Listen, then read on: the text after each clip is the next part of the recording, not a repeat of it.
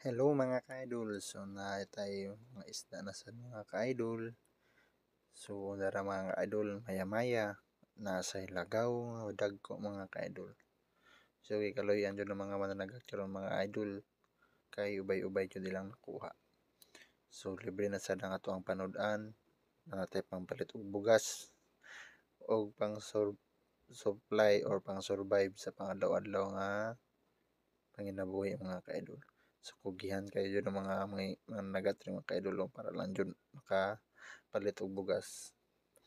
So mahal-mahal jud ang kilo mga ka-idol kay sa isa ka kilo mudagan jud siya og 160, 170 mga ka-idol.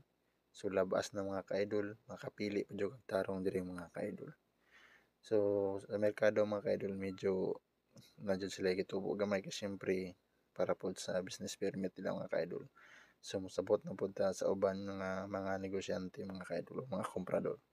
So nasa uban mga idol nga abusado sad mga ka-idol. So nasa uban nga molaban pud sa mga mananagat mga ka-idol. So ra mga ka-idol no, makapili og tarong mga ka-idol o makapalit na ka og para pang sudan nimo sa tibok adlaw mga ka-idol. So kung ano ka-idol daghang salamat niyo mga ka-idol.